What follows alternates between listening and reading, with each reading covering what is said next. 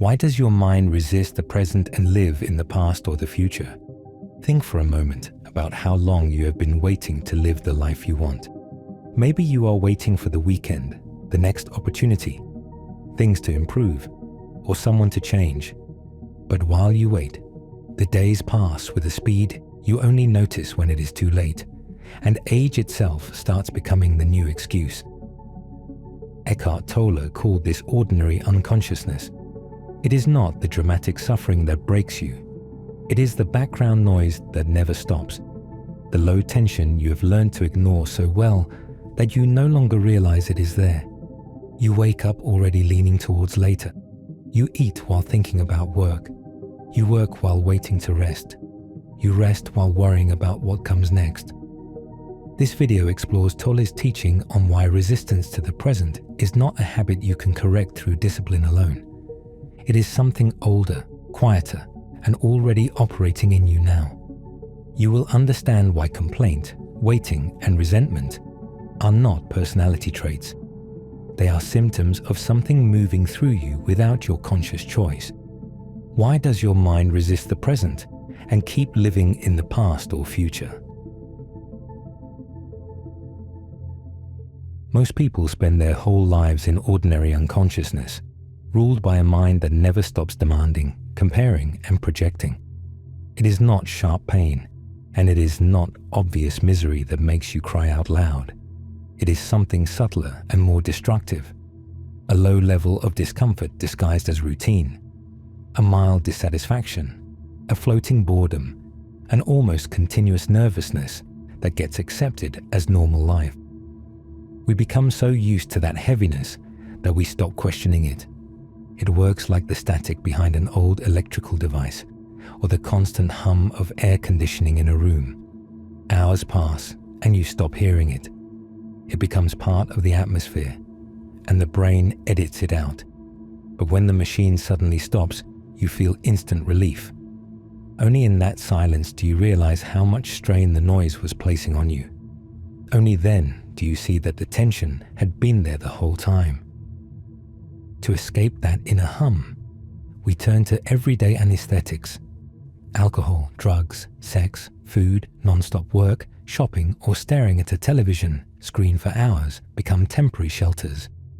They are tools we use to suppress the basic unease of daily life. Activities that could be pleasant in moderation become compulsive or addictive when the real intention is to escape yourself. You know the pattern. Opening the fridge without hunger, unlocking the phone for the 5th time in a minute, searching for something to pull you away from what you feel. In the end, relief lasts a breath and the static returns. That anesthesia breaks when things go wrong, when the ego feels threatened by criticism, or when life brings a real loss. Then ordinary unconsciousness becomes deep unconsciousness, releasing anger, sharp fear, aggression, or depression. It is not a different state in kind, but in degree. It is the same background discomfort, multiplied to its highest intensity. Daily challenges are the real tests.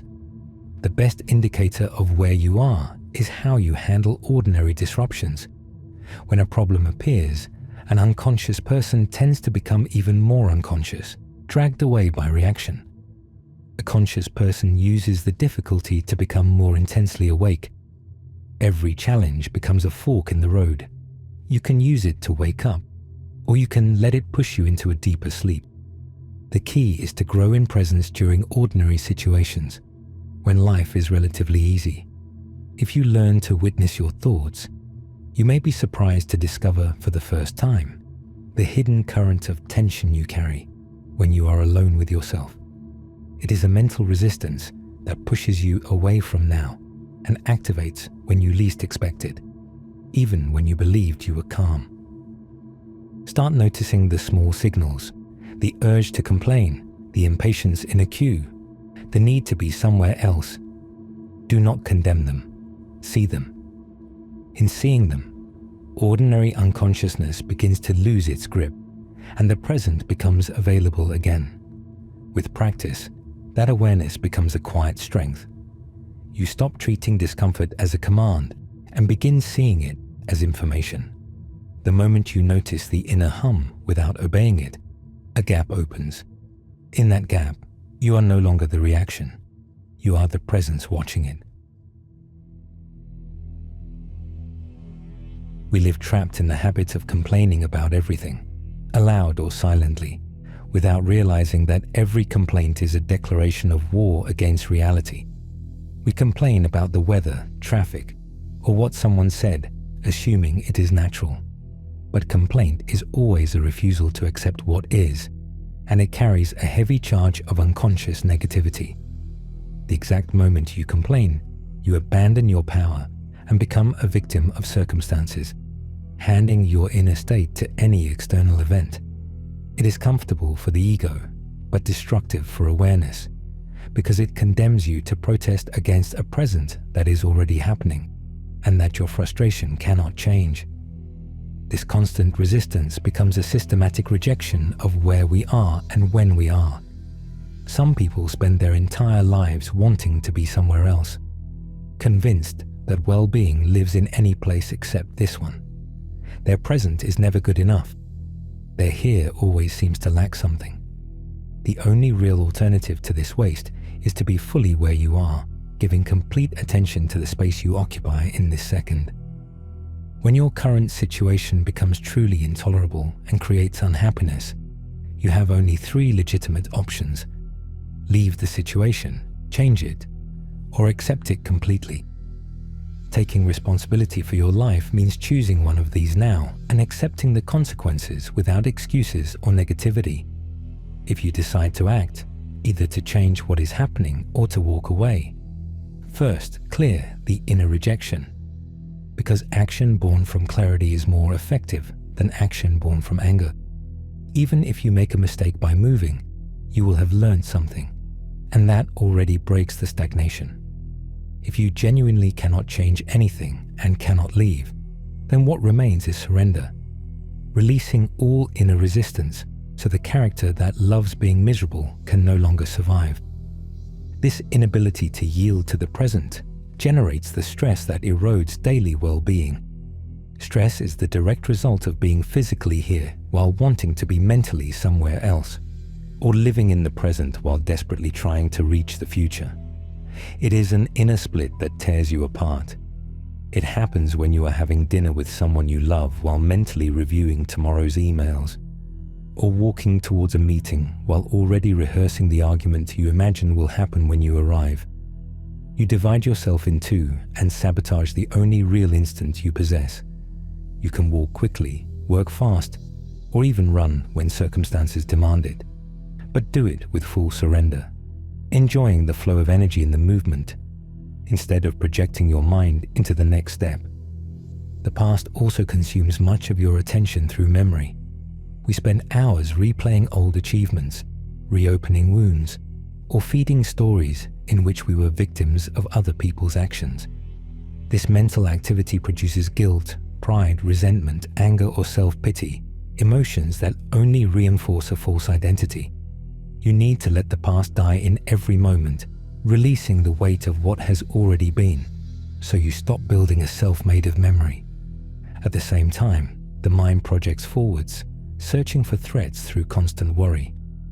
We often catch ourselves wondering what will happen if things go wrong, falling into paralyzing fear before situations that exist only as images. The seriousness of this madness is that you cannot deal with a mental ghost that has no reality.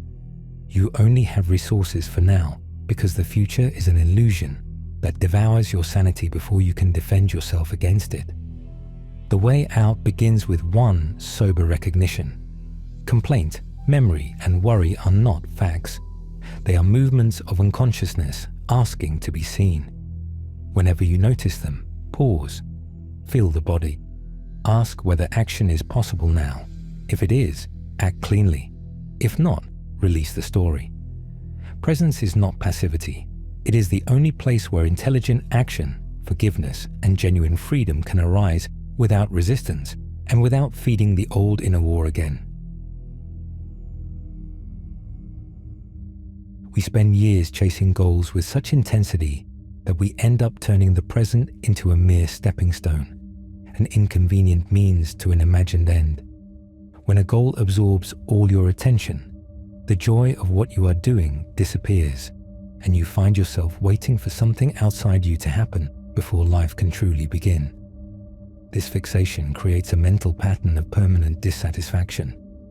No matter what you achieve or accumulate, now is never enough, and tomorrow always seems more promising. It is the perfect recipe for never feeling fulfilled, a game in which the finish line moves forwards every time your hand is about to touch it. This mechanism appears on two scales: small waiting and large waiting. Small waiting happens in the supermarket queue, in evening traffic, or in an airport lounge. Those moments you swallow with anxiety because you want them to end quickly. Large waiting is deeper, waiting for the next holiday, a better job, the children to grow up, the ideal partner, or the day you finally become wealthy and important. Even now, as you listen, part of your mind may already be leaning towards what you will do when this ends, quietly waiting for the narration to finish so it can move on. It becomes normal to spend an entire life waiting for the right moment to start existing. You think about the weekend while sitting in a work meeting, erasing the value of the very instant you are in. Waiting is, in essence, a state of mind that reveals an inner conflict. You want the future and reject the present because you do not want what you have in this second. This division ruins the quality of your daily experience. There is a crucial difference between your life situation and your life. You can work to change your financial or professional circumstances, which belong to your life situation, but you cannot improve your life. Life is your inner being, already complete before any achievement. The mistake is using the superstructure of plans as a substitute for the feeling of being alive. You check your bank balance imagining that a higher number will give you the peace your mind denies you now. Real prosperity has nothing to do with what may arrive later. It begins when you honor, recognize, and accept your current reality, where you are, what you are doing, and who you are in this exact moment. Gratitude towards now is the only abundance that truly exists, an inner certainty that can never be manufactured in the future.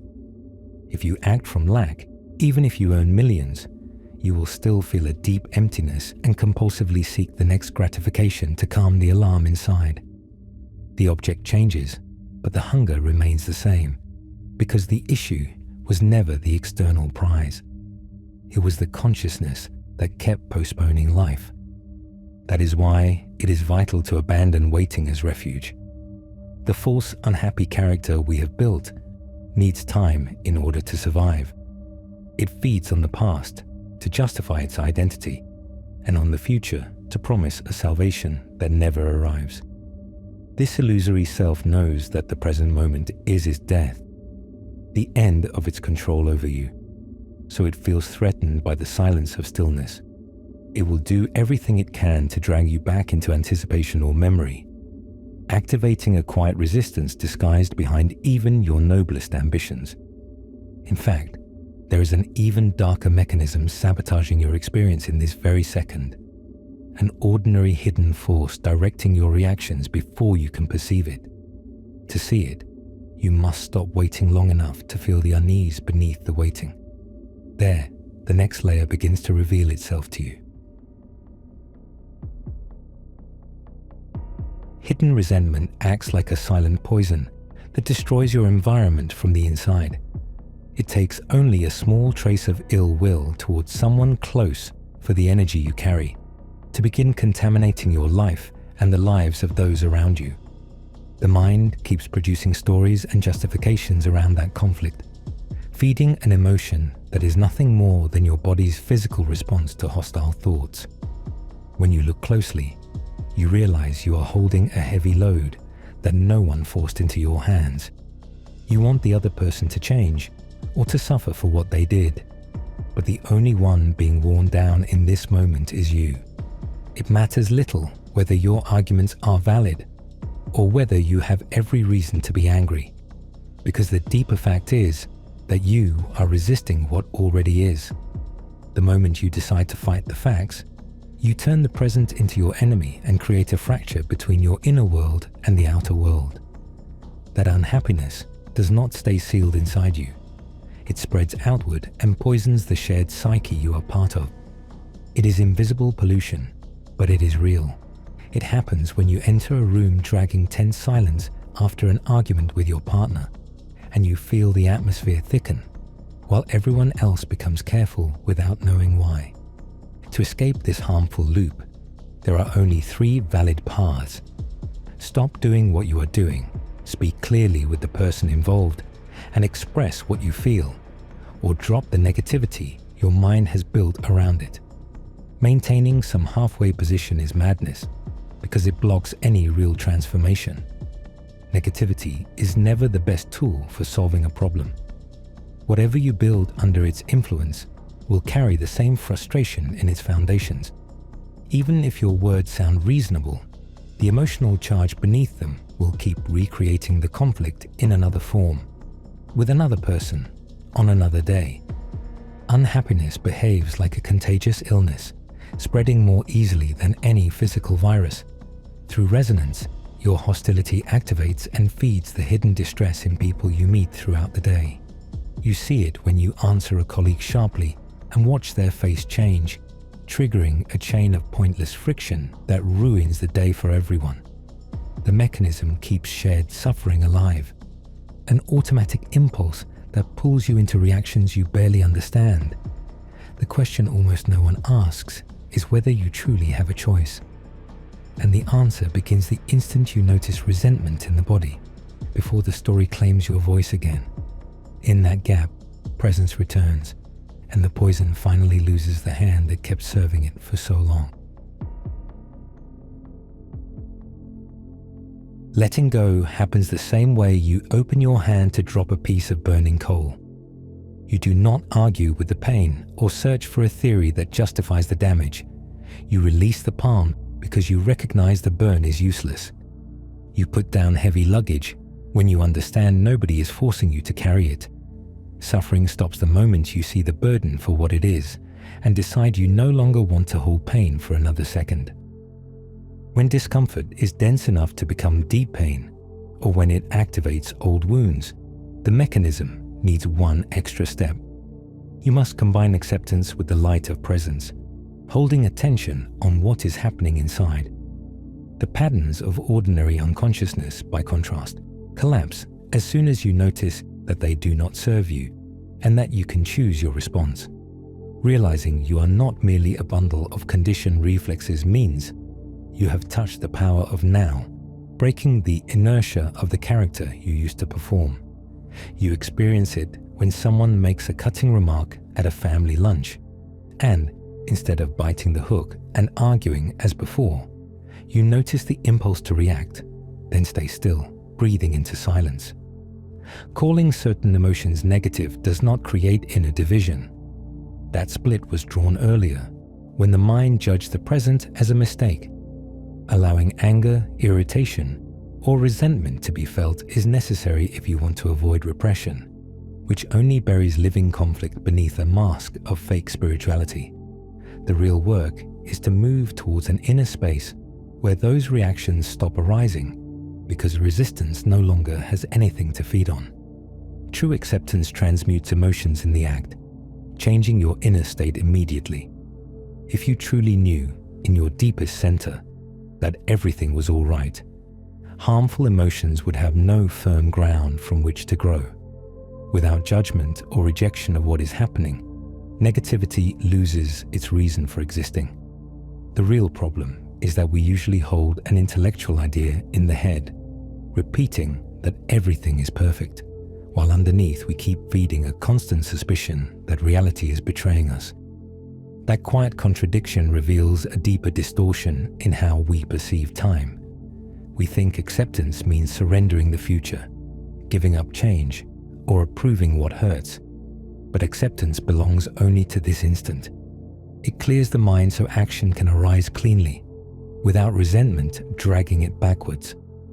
When you drop the coal, you are not becoming passive. you are finally free to use your hands for something wiser than holding fire. The wound is no longer your master. It becomes information, and the present stops being an enemy you must secretly defeat in order to survive. The fundamental deception of our existence is the way we turn a neutral fact, an unexpected event, or a passing emotion into a personal problem and an endless source of suffering. Losing the now is, in truth, losing being. The precise instant when you stop inhabiting your center and move into the projections of a mind that needs drama to feel alive.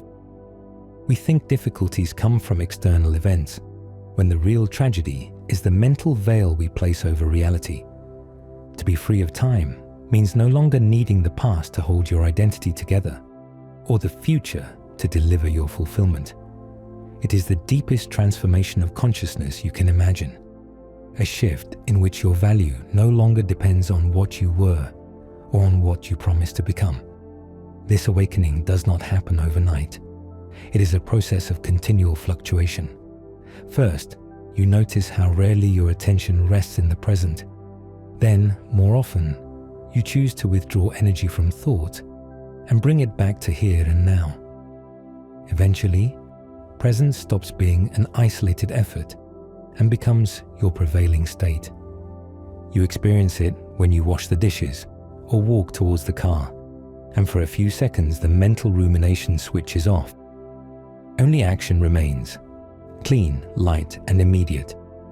To heal hidden patterns, you do not need to investigate the unconscious past or become an archaeologist of old wounds. Everything you need to know about your story appears spontaneously in the present as a repetitive thought, a sudden fear, a compulsive desire, or a disproportionate reaction to an outer event. If you keep digging through memory for explanations, you become a bottomless pit where there will always be another layer to analyze, another culprit to name, another childhood to reinterpret.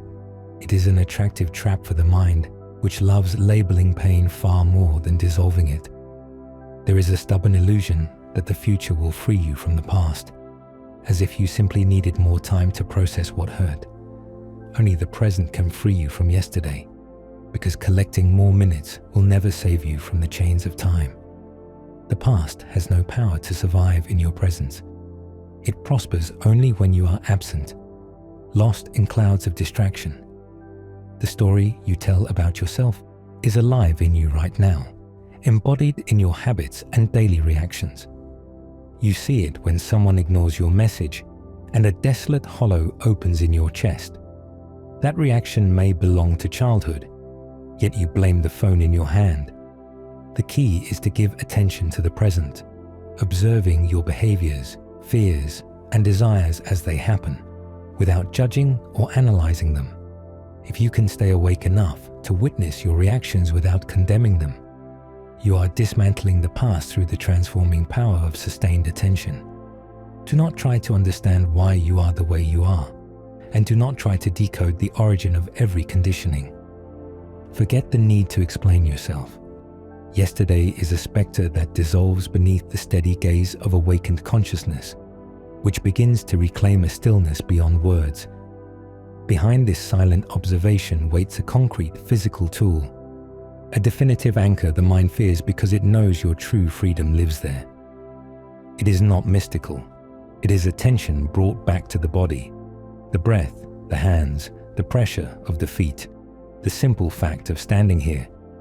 The mind fears this anchor because it cannot argue with sensation. It can rewrite memory and invent futures, but it cannot negotiate with the raw aliveness of the body. When you return there, the past loses its theater, the future loses its threat, and presence becomes practical, immediate, and undeniable. This is where the next doorway finally opens. Why does your mind resist the present and live in the past or the future? Because the past gives it an identity it refuses to release, and the future promises a salvation that never arrives. Complaint, waiting, resentment, and negativity are not personality traits. They are symptoms of a mind that learned to flee the only moment that exists. The way out is not found in time, but in its opposite. Awareness becoming so present that the past has nowhere left to live. Everything unconscious dissolves when the light of awareness shines on it, forcing the character you thought you were to reveal its inconsistency. Ordinary unconsciousness is difficult to detect because it has become normal, the heavy air we breathe each day without questioning its toxicity.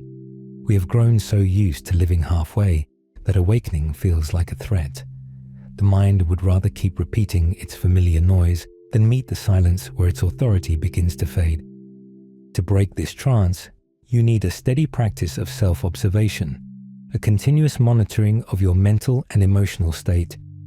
In ordinary moments, look inward and ask direct questions. Am I at ease right now? What is happening inside me? Before answering with words, place attention in the chest and stomach, letting silence show the truth of your condition. You notice it when you are about to answer a work email with urgency, then pause and discover that an absurd rush has taken over. In that second, you see that your primary reality is within, while the outside world is always secondary. If your inner world is quiet, outer events begin to organize themselves differently. Here your two paths divide, outer purpose and inner purpose. Outer purpose aims at reaching goals, accumulating achievements, and building a reputation. It always depends on the future. Inner purpose has nothing to do with where you are going. It concerns the how, the quality of your consciousness in this exact instant. Your outer journey may contain 1,000,000 steps, but your inner journey has only one, the step you are taking now. That single movement contains every other step and the final destination. It is possible to fail in your outer purpose and succeed in your inner purpose, just as many people gain enormous external wealth while carrying deep inner poverty. This is the real danger of winning the whole world and losing the soul. As Jesus warned when speaking of those trapped in appearances, every outer purpose is destined to fail sooner or later because it belongs to impermanence. Everything that rises falls. Everything built eventually crumbles. The sooner you see that external projects can never provide lasting fulfillment, the sooner you stop demanding from circumstances a well-being they cannot give. When you release that demand, the external search relaxes and you feel a relief that does not depend on approval or material success. The world's noise loses force when you stop using it to validate your existence. In that quiet space, the deeper mind finds its center by understanding that it does not need to defend any idea of itself. There remains only the silent witness, calmly observing the old voice that insists on talking to itself inside the head. This is not an escape from life. It is the end of fleeing life through thought. You still work, love, plan, and respond, but the center of gravity shifts from time to presence. The past can inform you, but it no longer defines you. The future can guide practical action, but it no longer hypnotizes you. The present stops being a waiting room and becomes home. And from that home, even ordinary actions carry a different intelligence. Less fear, less complaint, less resistance, more space. This is why the mind resists the present. It senses that in the now its false kingdom ends and something real can finally breathe freely again. And that concludes our video. If you enjoyed the content as much as we did, don't forget to subscribe so you don't miss a single episode. Leave a comment below. We'd love to hear your feedback and suggestions for future videos. And don't forget to turn on notifications to stay up to date with all our updates. Thanks for being part of our community. See you in the next video.